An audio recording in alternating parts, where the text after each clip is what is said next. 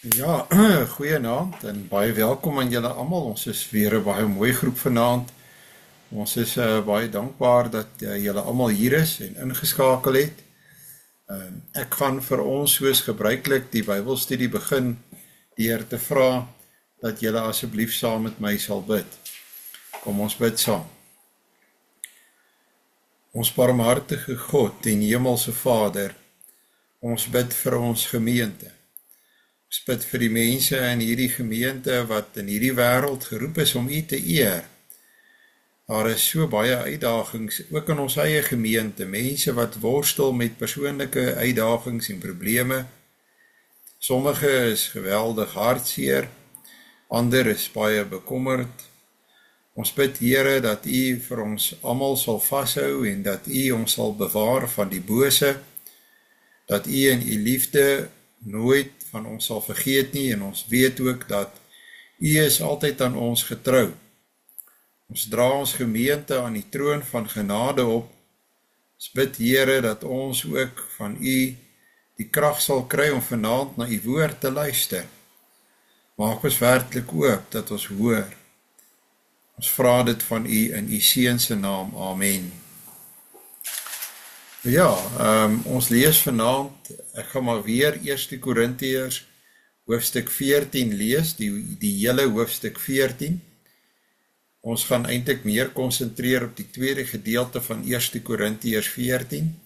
Dit is natuurlik 'n gedeelte wat baie bekend is, juis oor die verwysing na die spreek in tale in hierdie hoofstuk. Ons weet dat in hoofstuk 13 het Paulus gesê dat die hoogste van die gawes is die liefde, en dat mens die liefde altyd in gedagte moet hou in die uitleef van die gawes wat die Here vir jou gegee het.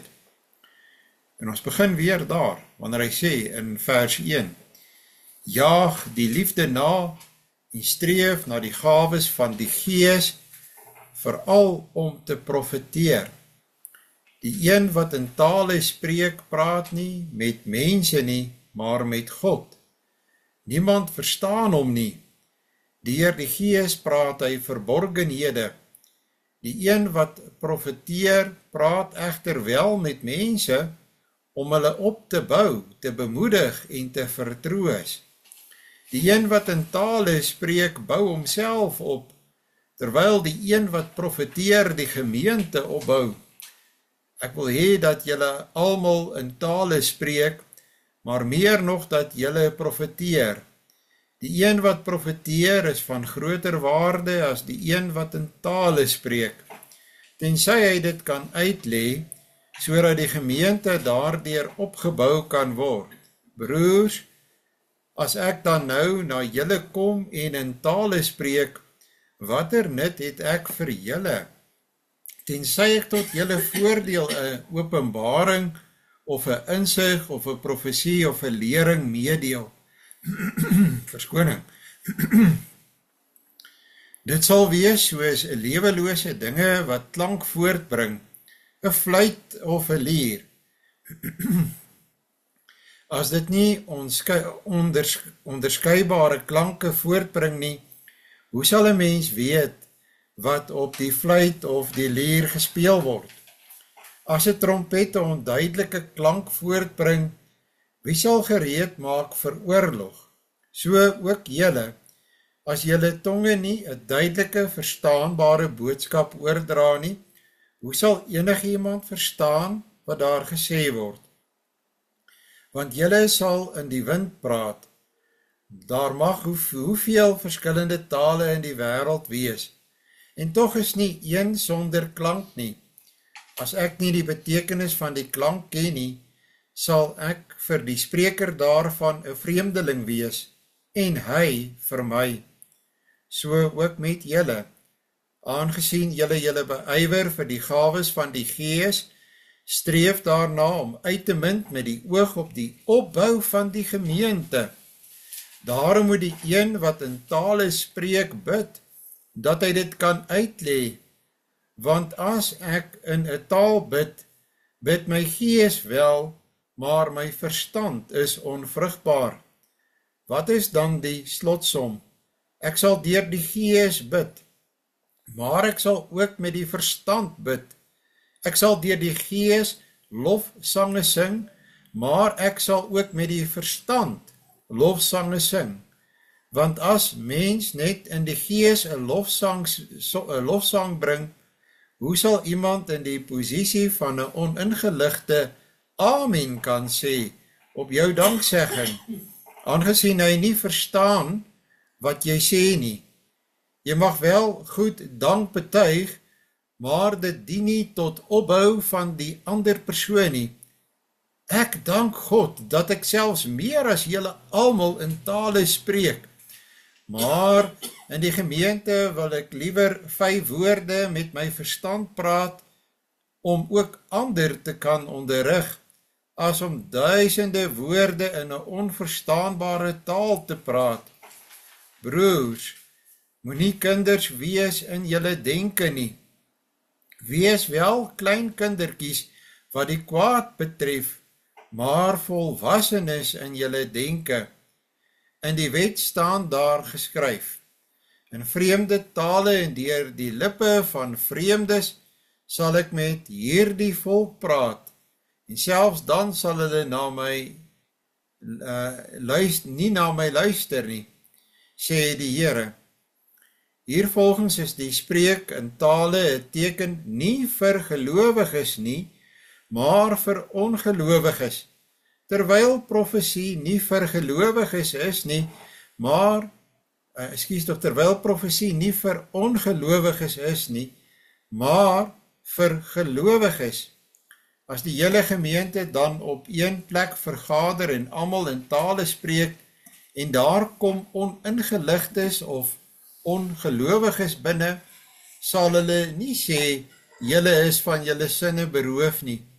Maar indien almal profeteer en 'n ongelowige of 'n oningeligte persoon kom binne, word hy deur almal tot insig gebring en tot verantwoording geroep.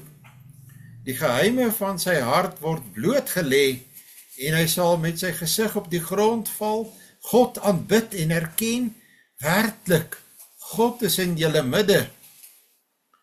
Wat volg hieruit, broers? Wanneer julle saamkom met elkeen 'n psalm, 'n lering, 'n openbaring, 'n taal of 'n uitleg, laat alles steeds tot opbou geskied. Wanneer iemand in 'n taal spreek, laat dit verkieslik net 2 of 3 sprekers wees om die beurt, en laat iemand dit uitlê. Maar as daar nie iemand is wat dit kan uitlê nie, laat hy in die gemeente swyg. Laat hy met homself en met God praat. Laat 2 of 3 profete praat en die ander dit sorgvuldig beoordeel. Indien 'n openbaring gemaak is aan een en die ander wat daar sit, laat die vorige spreker swyg, want julle kan almal een vir een profeteer, sodat almal onderrig en bemoedig kan word. Die geeste van profete is aan profete onderworpe, want God is nie 'n God van wanorde nie, maar van vrede. So hoor dit in al die gemeentes van die heiliges. Laat die vroue in die gemeentes swyg, want hulle word nie toegelaat om te praat nie, maar moet hulle self onderwerp, soos die wet ook sê. Maar as hulle iets wil leer, laat hulle tuis hulle eie mans daaroor uitvra, want dit is 'n skande vir 'n vrou om in die gemeente te praat. Is die woord van God van julle afkomstig, of het dit slegs julle bereik? As enige een meen dat hy 'n profeet is, of dat hy geestelik is, behoort hy die dinge wat ek aan julle skryf, as 'n opdrag van die Here te erken. Maar enige een wat dit miskien, word miskien. Daarom, my broers, beywer julle om te profeteer en moenie die spreek in tale belet nie. Laat alles egter gepas en ordelik verloop. Goed, hierdie is natuurlik die tweede gedeelte vanaf vers 26 is waarby ons vanaand dan ook gaan stilstaan, en ek deel ook weer 'n gedeelte met julle. Ag, ekskuus tog. Ek net weer, ekskuus.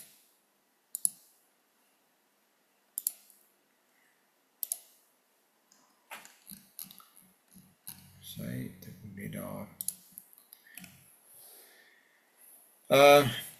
Paulus sluit hierdie hele gedeelte oor openbare aanbidding af en bind al die dinge saam waarvan hy reeds praat vanaf hoofstuk 11. So ons kom nou al 'n paar hoofstukke wat Paulus besig is om met ons te praat oor die samekoms van die gemeente. Hy praat oor die manlike en die vroulike rol in aanbidding. Hy praat oor orde en wat 'n probleem was in die gemeente van Korinte. Julle sal onthou, hy het op 'n stadium gepraat oor orde ook by die viering van die nagmaal en nou ook aanbidding in hoofstuk 12. En dan begin hy praat oor gawes en dat ons ook moet onderwerp aan hoe God wil hê die gawes ordelik gebruik moet word wanneer die gemeente saamkom. Alles in 'n gemeente moet ordentlik en volgens goeie orde verloop. Kyk, die wêreld is al meer en meer oorgegee aan chaos, maar in die gemeente, in die kerk van die Here moet dinge ordentlik plaasvind en ordelik verloop. Al is dit in die wêreld anders, in die kerk moet ons eintlik 'n voorbeeld stel vir wat ons in die wêreld het. Ordelike aanbidding maak voorsiening vir, en ons weet uit die eerste gedeelte van 1 Korintiërs 14, hoe belangrik is die gedagte van die opbou van die gemeente.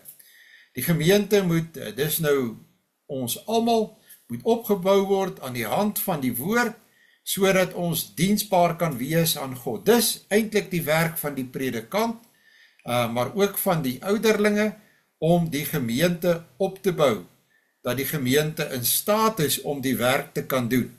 Dit is nie die verantwoordelikheid van die predikant om al die werk te doen, of van die ouderlinge om die gemeente gelukkig te hou nie. Ons is daar om te onderrig en op te bou. As ons die gemeente behoorlik opbou, en dit gaan ordentlik en ordelik in die gemeente, dan weerspieël ons die aard van God. God in sy diepste karakter is 'n God van orde en nie 'n God van chaos nie. Nou dink 'n bietjie maar aan van die tonele wat 'n mens baie keer sien, wat afspeel by sekere gemeentes, waar dit verval in heeltemal wanorde. Hier is iemand besig, daar reageer iemand, hier is iemand weer besig om iets nuuts te ontvang en iets anders te doen. Dit skep die gedagte van totale wanorde. Dit weerspieël nie die diepste aard van wie God is nie. Julle sal ook onthou, Paulus het gesê dat ons moet dit in ag neem, omdat mense van buite af kan inkom en dan kyk hulle nou na ons gemeente, en wat is die indruk wat die gemeente by hulle skep? Kry hulle die indruk dat alles in hierdie gemeente word ordentlik gedoen en daar is orde in hierdie gemeente? Want dit gee vir hulle die indruk van wie God is. En daardeur kan mense gered word of hulle redding kan belemmer word. En ons wil nie mense se redding belemmer nie.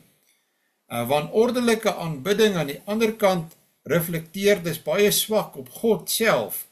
En ons as Christene behoort dit nie toe te laat nie. So alles moet ordentlik en ordelik gedoen word. Heel eerste fokus ons op die opbou van die heiliges. Dalk moet ek net sê dat die heiliges is nie 'n woord wat hier sê mense wat nie sonde het nie. Heiliges beteken hulle wat vir God in hierdie wêreld afgesonder is. Dis nou tipies ons wat die kerk van die Here is. Ons is die heiliges. 'n Gemeenskap van die gelowiges is ook 'n gemeenskap van die heiliges, die afgesonderde mense, in diens van God tot sy verheerliking. Hoe staan die saak dan, broers? Wanneer julle saamkom, dan het elkeen van julle 'n psalm of 'n lering of 'n taal of 'n openbaring of 'n uitlegging. Laat alles tot stigting geskied. Paulus verduidelik hier dan nou in hierdie woorde, dat alles ordentlik moet verloop en ordelik geskied. Let op die woord elkeen. Dan het elkeen van julle, sê hy. Almal van ons het gawes. Dit is mooi, die verskeidenheid van gawes. Maar ons moet ook ons verantwoordelik gedra in die uitleef van ons gawes. Die drie-enige God, ons God, hou van diversiteit. En daarom gee hy diversiteit in sy skepping. Mense is nie almal dieselfde nie. Die gawes is diverse gawes. Ek verwys hier na sneeu. Dit bly altyd vir my wonderlik om te dink dat elke sneeuvlokkie is uniek geskep, en dink net hoeveel is daar, dat ons God hou van diversiteit. As jy hou van klassieke musiek, dan weet jy daar is 'n wye verskeidenheid van musiekinstrumente. Daarvoor staan die kondukteur wat hierdie verskillende musiekinstrumente op die regte tye laat toetree in die musiekstuk, en elkeen speel daardie musiekstuk wat voor hom is, en dit vorm 'n pragtige, harmonieuse klank. Nou, in die kerk is ons eintlik hierdie verskillende musiekinstrumente, of die musikante wat hierdie verskillende musiekinstrumente bespeel, maar ons moet een harmonieuse klank produseer. Ons as 'n gemeente moet ook die beeld uitstraal van harmonie, van samewerking en van saam wees, wat 'n pragtige klank maak tot eer van die Here. Dis 'n tragedie wanneer die kerk van die Here dit nie is nie, of wanneer 'n gemeente dit nie is binne 'n bepaalde gemeenskap nie. Ons bevind ons in Suid-Afrika in 'n situasie van geweldige versteurings, van disharmonie. Die samelewing op verskillende punte is besig om los te torring en uitmekaar te val. Die kerk moet 'n ander beeld vertoon. Ons as die gemeente van die Here Jesus moet anders lyk. Die probleem is nie dat elkeen met 'n psalm, 'n lering, 'n openbaring, 'n taal of 'n uitlegging kom nie. Die probleem is dat hulle almal eerste wou wees, en dat elkeen sy gawe eerste wou uitleef. Nou, dit is nie tot opbou van die gemeente nie, inteendeel, dit veroorsaak eerder dat die gemeente uitmekaar uit beginne dryf, want elkeen is net op homself ingestel, en is net besig met homself. Die fokus is nie meer op God nie, maar is op die mens met die gawe. Dit is soos een van daardie maaltye, waar as die mense lekker saam kuier op 'n stadium, dan praat almal om daardie tafel. Dit is chaoties, want daar is niemand wat meer luister wat daar gesê word nie. Nou, ware wysheid, ek weet nie of julle dit weet nie, maar ware wysheid is om te luister. En die gawe van luister is verskriklik belangrik binne 'n gemeente. Kom ek verwys vir julle hoe belangrik is die gawe van luister. Ons almal ken 1 Konings hoofstuk 3 as die hoofstuk in die Bybel waar Salomo vra vir wysheid. Nou, hy doen dit in 1 Konings hoofstuk 3 vers 9. En dan vra hy die volgende. Hy sê: "Gee dus aan u knegt," en dis die 53 vertaling, "'n opmerksame hart om reg te spreek oor die volk, om tussen goed en kwaad te onderskei." Die NIV vertaling sê, "a discerning heart to distinguish between right and wrong." 'n discerning heart, 'n opmerksame hart. Dis tragies eintlik swak vertaal in die 1983 Afrikaanse vertaling. Ek sal hier op hierdie punt definitief sê, gaan terug na die 1953 vertaling toe, 'n opmerksame hart, 'n discerning heart, En dan in vers 12, dan sê die Here ook vir Salomo, kyk, ek gee jou 'n wyse en 'n verstandige hart. So dit gaan weer eens oor die gedagte van 'n wyse, maar 'n opmerksame hart, en dan word die woord, en jy lees van regs na links, shama gebruik. Nou, shama beteken dood eenvoudig om te luister, om te hoor, om die gawe te hê, om te sit en te luister, om nie te veel te praat nie, om nie jou stem te wil laat hoor nie. So dit is ook die woorde wat jy kry in die baie bekende Deuteronomium 6 vers 4. Hoor, o Israel, die Shema, of die werkwoord die bo is nou Shama, maar die Shema is hoor, o Israel, luister. So ware wysheid is, jy moet leer om te luister. Mense, luister nie. Ken die ou ding van, dat ons Vader het eintlik vir ons 2 ore gegee en 1 mond, so ons moet baie meer luister as praat. Dit kom dus daarop neer, maak beurte, gee mekaar 'n kans. Vers 27, en as iemand in 'n taal spreek, laat dit dan wees 2 of hoogstens 3 en by beurte. Vers 30, maar as daar iets geopenbaar is aan ander wat daar sit, laat die eerste swyg. Vers 31, want julle kan almal een vir een profeteer, sodat almal kan leer en almal bemoedig word. So die gedagte is weer eens een vir een, maak beurte, gee kans.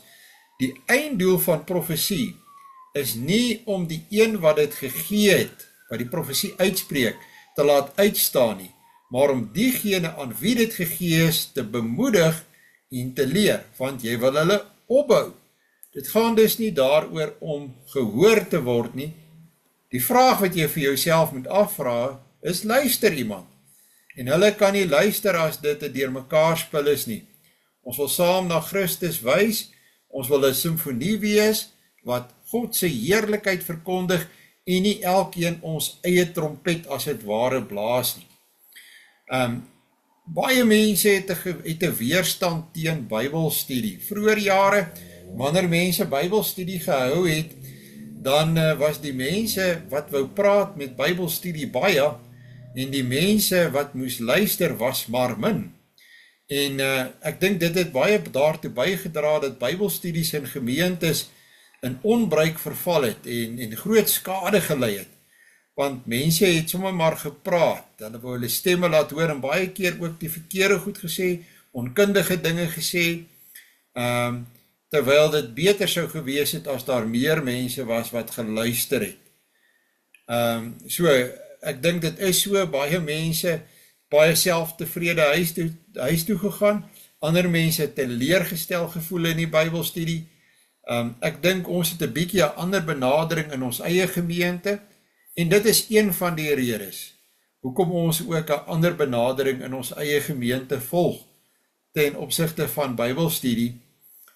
Ek beskou myself nie as noodwendig kundig nie, ek skep 'n geleentheid vir julle om te luister, en julle gebruik die geleentheid.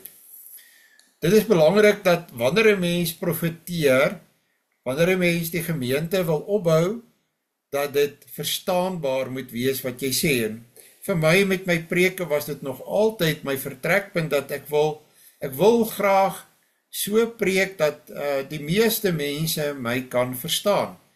'n ouderling van ons gemeente het my laat vanaand gebel, of laatmiddag gebel, en toe gesels ons 'n bietjie oor die afgelope Sondag se preek, en hy sê vir my, dis vir hom opmerklik gewees, hoe dat verskillende mense verskillende dinge gehoor het in die preek. En toe sê ek vir hom, as 'n mens verstaanbaar die woord van die Here probeer verkondig, dat die Heilige Gees dit wat iemand moet hoor vir daardie persoon gee, en dat die persoon dan ook dit vir homself vat en deel maak van sy of haar lewe. Die gawe van luister staan ook onder die leiding van die Heilige Gees, en 'n mens behoort ook daarvoor te bid. Dit behoort deel te wees van jou gebed al Saterdag met die oog op Sondag, wat jy beplan om in die erediens te wees. Maar kom ons gaan terug vir 'n oomblik na ons teks toe, vers 27, en as iemand in 'n taal spreek, laat dit dan wees 2 of hoogstens 3 en by beurte, en laat een dit uitlê. Want julle kan almal een vir een profeteer, sodat almal kan leer en almal bemoedig word. As dit moet opbou en ordelik moet wees, moet die kerk weet wat daar gesê word. Al word in watter taal gepraat, iemand moet dan sê, wat word daar gesê? Die punt is dat alles moet wees soos vers 31 sê, sodat almal kan leer en almal bemoedig kan word. Almal, mens moet mense probeer saamneem in hierdie proses.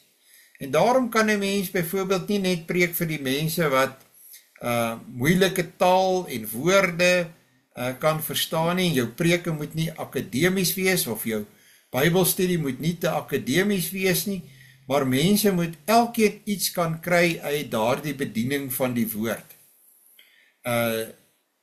En uiteindelik moet ons beoordeel wat daar gesê word. Nou, elke gelowige, elkeen van julle wat nou hier sit en luister na my, het die verantwoordelikheid om te sê, maar dit wat die dominee sê, is dit wat hier staan, is dit die boodskap van die Bybel. Dis in die besonder die verantwoordelikheid van die herder ouderlinge, wat toesig hou oor die bediening van die woord, in ander woorde, soos wat ons al sê, die ouderlinge, vers 29, laat 2 of 3 profete spreek en die ander dit beoordeel. Julle moet oordeel oor wat gesê word. En dan weer in vers 32, en die geeste van die profete is aan die profete onderworpe. 'n Profeet kan nie net enige iets sê wat by hom opkom nie. Jou gees is onderworpe aan die profeet. Dit is nie so spontaan dat dit eintlik iets is wat 'n mens kan sê, maar ek het nie beheer daarvan nie. Niemand in die kerk moet iets aanvaar bloot omdat die predikant of die ouderling so sê nie. Die feit dat hulle so sê behoort gewig te dra, maar die gemeente moet die skrif gretig ondersoek om te sien of dit werklik is wat die Here vir ons in sy woord sê. En ons almal, die predikant, die ouderling, elke lidmaat, staan onder die gesag van die sprekende God wat in sy woord spreek, so die woord het die hoogste gesag. En hy sluit hierdie gedeelte af en lei die volgende gedeelte in met die feit dat God nie 'n God van wanorde is nie, maar van vrede. Hy is 'n God nie van wanorde nie, maar van vrede wanneer dit kom by hoe ons gawes gebruik, maar ook hoe ons verhoudings teenoor mekaar uitleef. As ek in die beoefening van my godsdiens en van my gawes gelowiges aanstoot gee, in ander woorde, my verhoudings negatief beïnvloed, dan is ek nie besig om my gawe op die regte manier uit te oefen nie. As 'n behoorlike weerspieëling van die aard van God sê hy in vers 33 en 34, soos in al die gemeentes van die heiliges, julle vroue moet in die gemeentes swyg. Soos in al die gemeentes, dis nogal in 'n meervoud. Paulus het dit dus nie net bedoel van die gemeente van Korinthe nie. Ek het al die redenasie gehoor dat dit was bepaald net vir die gemeente van Korinthe waar hulle die probleem gehad het, en daarom sê baie mense wat vir die gedagte is dat vroue byvoorbeeld dominees kan wees, oor dit was net vir die gemeente van Korinthe. Die feit van die saak is, ons het hier 'n meervoud, en Paulus het geweet dat dit wat hy skryf vir die gemeente van Korinthe, gaan ook by die ander gemeentes versprei word, gaan ook by hulle gebruik word, gaan ook by hulle uitkom. So dis 'n algemene beginsel. Want dit is hulle nie toegelaat om te spreek nie, maar om onderdanig te wees, soos die wet ook sê. Ek gaan nie hier verval in die hele debat nie, behalwe deur te sê, wat kan so moeilik wees hieraan? Ons lewe in 'n geëmansipeerde wêreld, wat hier die woorde wil sien as die een of ander vorm van onderdrukking van die vrou wat dit nie is nie. God gee dood eenvoudig verskillende plek en rol aan elkeen van die geslagte, ook binne die erediens. En dit is 'n saak van gehoorsaamheid en van aanvaar wat die struktuur is wat God gegee het vir die kerk en vir die samelewing. Maar die wêreld wil dit nie aanvaar nie, en daarom val hulle die kerk op hierdie punt aan. Aanvaar dit. In elk geval die man wat spreek en wat moet opbou en wat moet leer, het 'n baie groot en gewigtige verantwoordelikheid. In ander afdelings waar Paulus oor die rol van mans en vrouens praat, gaan hy terug na die skepping toe. Hy doen waarskynlik dieselfde hier as hy sê, soos die wet ook sê. En tweedens, dink hy, heel waarskynlik die kerk het sopas in 1 Korintiërs 11, het hulle gelees, dus hoef hy nie alles hier te herhaal wat hy reeds daar in 1 Korintiërs 11 gesê het nie. En dan in die derde plek, ek dink dit is belangrik om hier te sê dat die manier waarop ons as mans en vroue omgang met die rolle wat God in die kerk en in die huis gegee het, God se skoonheid weerspieël, sy struktuur in die skepping, en dit is tot opbou van die kerk en 'n getuienis vir die wêreld. Ek dink nie ons moet so bekommerd wees oor hoe die wêreld dit sien nie. Ek dink ons is te bekommerd daaroor. Ek dink daar is mense wat binne die kerk sê, maar ons moet, hier moet ons 'n beter beeld vertoon vir die wêreld. Hier gaan dit daaroor dat die wêreld ook eerder by ons moet leer. By ons in die kerk is daar struktuur en orde en vrede, of daar behoort te wees, ook op hierdie punt. Daar behoort by ons 'n gesindheid te wees van neerbuiging en aanvaarding van doeteenvoudig, God weet beter en ek aanvaar dit so. Hy hoef nie vir ons redes te gee, hoekom hy dit so wil hê nie. Hy hoef nie vir ons te sê, hoekom hy wil hê ons dit so moet struktureer nie. Ons kan dit net, soos kinders aan hulle ouers gehoorsaam is, dit aanvaar en aan hom gehoorsaam wees. En dis wat ons behoort te doen. So hierdie hele stryd rondom die plek en die rol van die vrou, en die beweging om vir haar meer reg te verdien of te beding in die kerk, dink ek kom eintlik van die wêreld af. En ek dink nie dit is tot die eer van die kerk dat ons hierdie hele debat het nie. Maar as hulle iets wil leer, laat hulle tuis hulle eie mans vra, want dit is lelik vir 'n vrou om in die gemeente te spreek. Daar is vir my iets baie mooi hierin. Dit spreek van 'n mooi verhouding tussen 'n man en 'n vrou, van 'n baie liefdevolle verhouding, van 'n vertrouensverhouding, van 'n vrou wat vir haar man kan vra, verduidelik dit vir my, van 'n man wat met geduld en met liefde sy vrou begelei, van 'n man en 'n vrou wat saam praat en met mekaar hier praat vanuit hulle geloofsoortuigings en op hierdie wyse ook in hulle verhouding wederzijds verdiep, by mekaar leer en mekaar aanvul. Dis vir my persoonlik, daar is vir my iets intiem in hierdie gesprek. Ek sien nie 'n probleem met wat Paulus hier sê nie, voordat ek, en dit is seker moeilik, mens kan maklik verkeerd verstaan word met dit wat jy sê, maar die volle omvang van dit wat Paulus hier sê, dink ek moet ons nog oordink, en ons moet dit toepas in ons huise, en in ons huwelike, in ons verhouding as man en vrou met mekaar.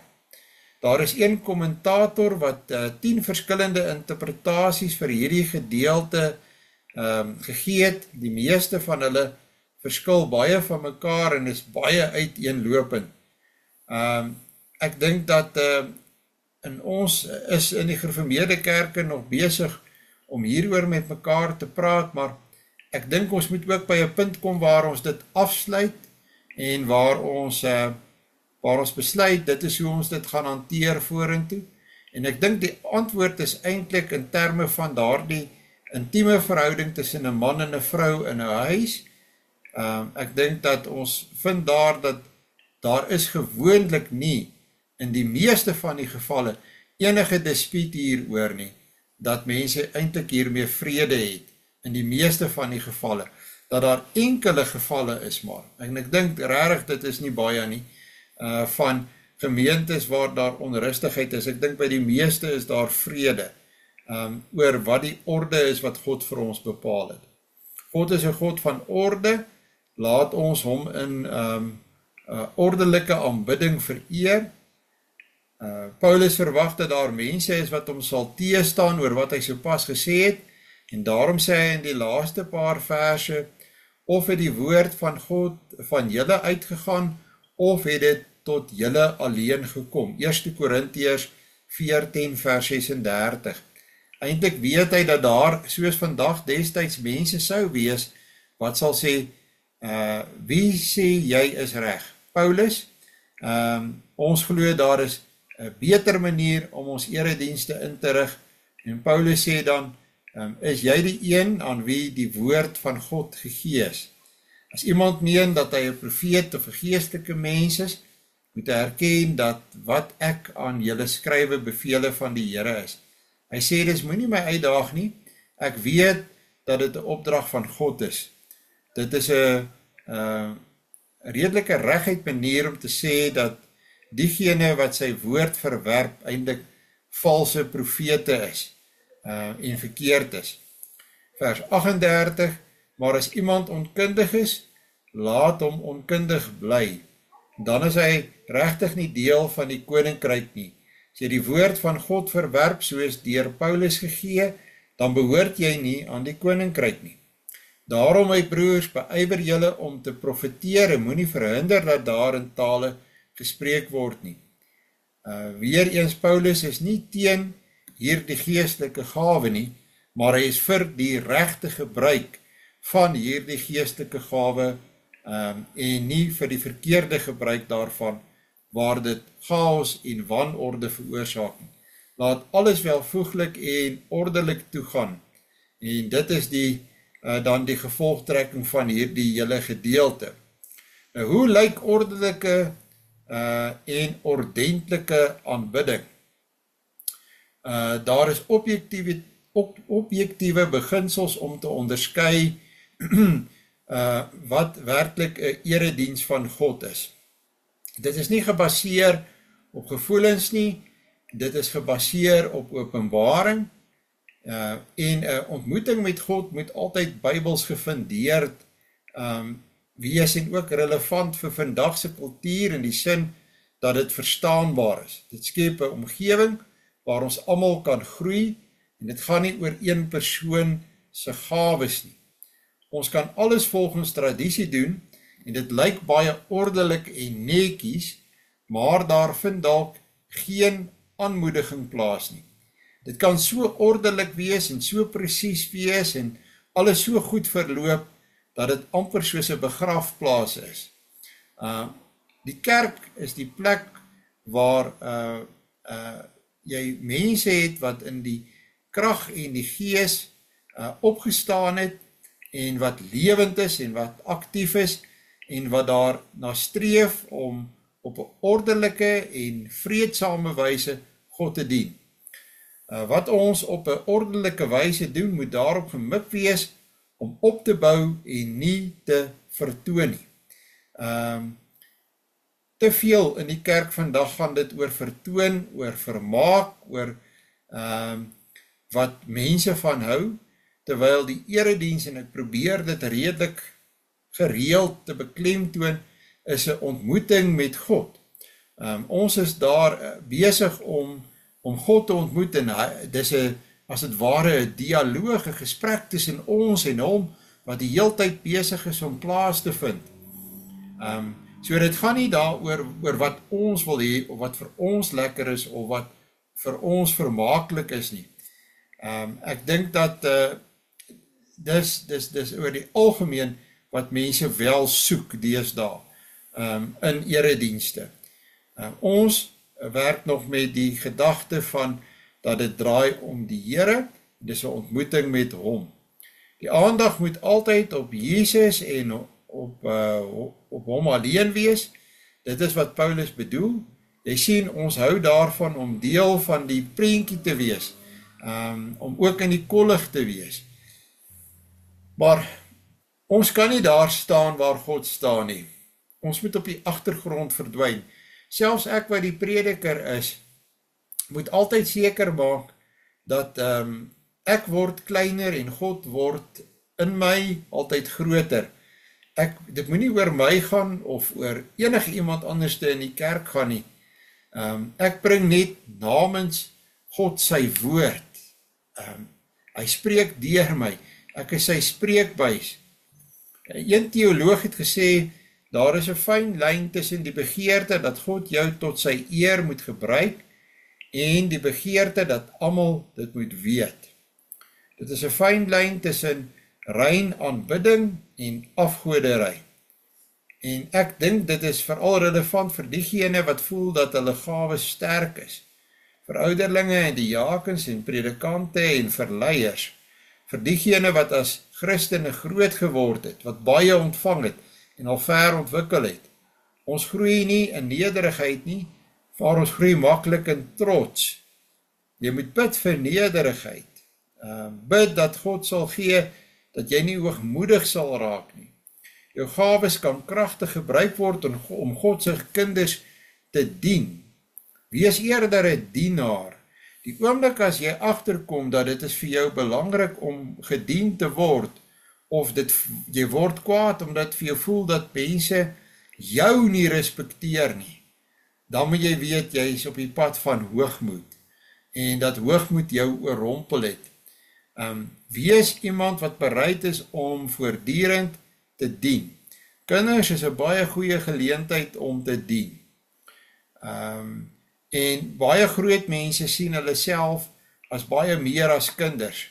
Maar ek probeer nogal altyd om diensbaar te wees ook aan kinders. Want dan voel ek en dan weet ek bly op my plek, ek bly nederig voor God. Want baie mense sal dink dat daardie dooplidmate moet eintlik net gesien word en nie gehoor word nie. Maar ek, as die predikant van die dooplidmate van ons gemeente, ek wil diensbaar wees aan hulle, ek wil nederig wees, en op daardie manier bly ek ook nederig voor God. Dus vandag is die vraag vir ons, hoekom doen jy wat jy doen? Hoekom gee jy klas by die katkesasie? Hoekom maak jy 'n bydrae tot die maaltyd? Hoekom dien jy as 'n ouderling? Hoekom dien jy as 'n diaken? Wees met jouself baie eerlik daaroor. Gaan dit vir jou ook oor jou? Oor elkeen van julle het 'n gawe en jy wil net gesien en gehoor word? Of is jy werklik by die punt dat jy sê, ek is hier en ek wil hier wees omdat ek wil diensbaar wees? En ek dink nie soveel van myself dat dit in die pad beland van my diensbaarheid nie. Want die wat so baie van hulle self dink, wat se koppe so geswel is, hulle kan nie ander mense dien nie, hulle wil bedien word, want hulle is konings, en hulle is koninginge. En die kerk is vol van hierdie konings en hierdie koninginge. En hulle vertel vir die ouderling, dat die predikant is nie vinnig genoeg daar nie, die predikant doen dit nie en hy doen dat nie. En dan verklaar hulle weer die ouderling ironies genoeg teenoor die predikant. En die diaken word sommer by beide verklaar. Nee, jy moet diensbaar wees. In ander woorde, jy moet 'n bietjie, jou kop moet baie krimp na 'n normale grootte toe. Ons is slawe, ons is diensknegte, ons is nie konings en koninginge nie, in die kerk nie. Onthou, jy is 'n sondaar. Jy is 'n sondaar wat genade ontvang het, en jy is dankbaar vir daardie genade, en daarom is jy diensbaar. En jy kan dit maklik toets, nee. Die werk wat jy doen, die diens wat jy verrig, en doen jy dit ongesiens, of soek jy erkenning daarvoor? As jy erkenning soek daarvoor, dan waarskynlik trap jy in die slaguister van hoogmoed. Dan is jy soos hierdie Korintiërs met hulle gawe van spreek in tale, en hulle het dit eintlik beoefen om raak gesien te word. sodat mense baie van hulle moes dink. Ek hoop deur die genade van God kan ons almal soos Johannes die doper bid, hy moet meer word, maar ek minder. Laat God altyd in jou meer word. Laat mense meer van God by jou hoor en minder van jouself. Meer van God in jou lewe sien, baie minder van jouself. Dan sal alles gedoen word tot opbou van die liggaam van Christus, die gemeente. Tot eer van die Vader as 'n getuienis vir 'n toekykende wêreld. Dis baie belangrik dat wanneer die mense van buite die gemeente na ons kyk, dat hulle in ons sien, maar hier is 'n klomp mense wat werklik op God gerig is. En ek dink dit begin by daardie eenvoudige ding wat ek net nou genoem het. Wees 'n bietjie bereid om te luister, om stil te gaan staan en stil te gaan sit by ander mense, by ander gelowiges, en te luister wat hulle sê, voordat jy reageer. En deel van luister is vra 'n vraag. Jy kan vir iemand sê, hoor ek jou reg? Verstaan ek jou reg? Is dit wat jy sê? En gee die raad of spreek 'n woord tot iemand, of wanneer hulle jou vra, wat dink jy hiervan? Kan jy vir my raad gee? Ek dink dan is dit gevraagd, en dan weet jy ook daai mens luister na jou. Maar wanneer jy in 'n gemeente is, wat al hierdie mense met mekaar kompeteer met hulle gawes, en elkeen wil voor wees, en elkeen wil voorloop, en elkeen wil eerste wees, en elkeen wil belangrik wees, dis aklig om in so 'n gemeente te wees. Maar wanneer jy in 'n gemeente is van mense wat almal nederig is, mense wat bereid is om te buig, en ja, die leiers van die gemeente gee hier die toon, nee. Hulle stel die voorbeeld. So 'n gemeente waar die leiers van die gemeente buig en diensbaar is 'n wonderlike gemeente om in te wees. So gaan vra jouself af, wie is jy? Waar pas jy in? Wat dink jy van jouself? Wat dink jy van jou medegelowiges? Waarmee is jy nou besig? Hoekom doen jy wat jy nou doen? Op die wyse wat jy dit doen in ons gemeente. Antwoord vir jouself daardie vraag. Ek vermoed dat dit gaan, ek is baie seker om die waarheid te sê, dat dit gaan 'n geweldige verdieping bring in jou verhouding met God in die eerste plek, die vertikale verhouding, maar ook op die horisontale vlak, jou verhouding met jou medegelowiges. In 'n gemeente vol hoogmoediges kry jy dat die mense in daardie gemeente kom nie baie goed oor die weg met mekaar nie. Maar nou hopelik in ons gemeente hoop ek daar is voldoende nederigheid. Goed, is daar miskien enige vrae of opmerkings van julle kant af? Ek gee vir julle 'n geleentheid.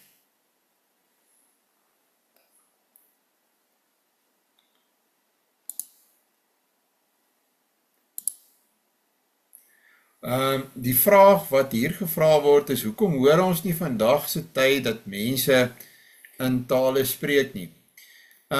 Dis 'n baie goeie vraag wat gevra word. Ek dink dat die gawe bestaan steeds, spesifiek in die gereformeerde kerke, of die gereformeerde kerkverband. Ek dink dood eenvoudig omdat ons nie daarop toelê nie. Ons maak nie baie daarvan nie. Ek sal nie sê dat die gawe glad nie meer bestaan nie. Ek dink net ons weet wat is die plek daarvan, en dat dit nie noodwendig in die erediens 'n sinvolle plek het of opbouend gebruik kan word nie, want daar's baie streng voorwaardes om dit te gebruik. Jy sal byvoorbeeld dit wel kry by gelowiges in ander kerkverbande, en dan bring hulle dit in hulle eredienste in, en dit veroorsaak tot 'n groot mate dan maar chaos in daardie eredienste. So ek dink dat 'n mens kan nie ontken dat daar so 'n gawe was nie, dat die gawe moontlik steeds bestaan nie. ek dink ons as gereformeerdes lê ons net nie daarop toe nie. Ek dink dat ons verstaan wat is die plek van hierdie gawe. Het ek al gesien dat mense in tale spreek. Ek het al videomateriaal gesien waar mense ongewone tale, klanke of in tale spreek. Die egtheid daarvan is vir my baie moeilik om te beoordeel. As jy na die apostel Paulus hier luister, sê hy, dit lyk miskien baie indrukwekkend, maar dit het relatiewe waarde, nie relatiewe hoë waarde nie, dit het maar net eintlik relatiewe waarde vir die persoon en in sy verhouding met God. Ek vind dat wanneer, ons het al daaroor gepraat met die katkesasie, en die kinders het eintlik 'n video vir my gewys, waar dit wil lyk asof daarin gebruik gemaak word van ongewone klanke, en wat ek gevind het is, dit is vir die kinders verwarrend. Onlangs by die hoërskool was daar ook so 'n insident, wat daar 'n persoon was, wat in tale losgetrek het, en 'n klomp ander goed byvoorbeeld ook gesê het, baie negatief was byvoorbeeld oor die doop van kinders, en dit het eerder trauma en chaos en ontsteltenis veroorsaak by die volwassenes wat daar was en by die kinders wat daar was. Hulle het dit nie positief beleef nie. As dit iets positief was wat van die Heilige Gees is, want alles wat van die Heilige Gees kom is positief, dan sou die mense nie daardie reaksie gehad het nie. Hulle sou nie daardie gevoel gehad het nie, van vrees en ontsteltenis nie. So wat ek gesien het daarvan, is nie positief nie. En maak dit vir my heeltemal sin wat die apostel Paulus hier skryf in 1 Korintiërs hoofstuk 14. Is ek nie iemand wat dit sal aanmoedig nie, of wat enigsins sal sê dat mense hulle daarop moet toelê nie. Ek hoop die vraag is tot 'n mate geantwoord. Is daar miskien nog vrae of opmerkings? Ek dink is 'n baie goeie, sinvolle vraag gewees om te vra. Goed. Ek dink, Frans, julle is reg. Goed. Ja, dat.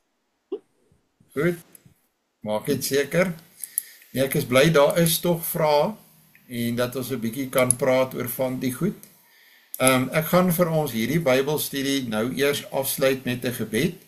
Ons volgende Bybelstudie sal so oor 7 minute begin. Dit sal dan wees aan die hand van Genesis hoofstuk 4. Ek vra dat julle my asseblief volgende week sal verskoon. Ek moet vir belangrike deputate vergaderings is ek weg van die huis af. En ja, dit is baie belangrike vergaderings in diens van ons kerk. So ek kan nie Bybelstudie aanbied nie. Ons het vergaderings tot in die aand, maar sodra ek dan terug is van hierdie deputate vergaderings, wat as die Here wil die week daarop sal wees, dan kan ons weer voortgaan met ons Bybelstudie. So ek vra verskoning vir volgende week. Dis werklik as gevolg van omstandighede. Kom ek sluit vir ons met 'n gebed af.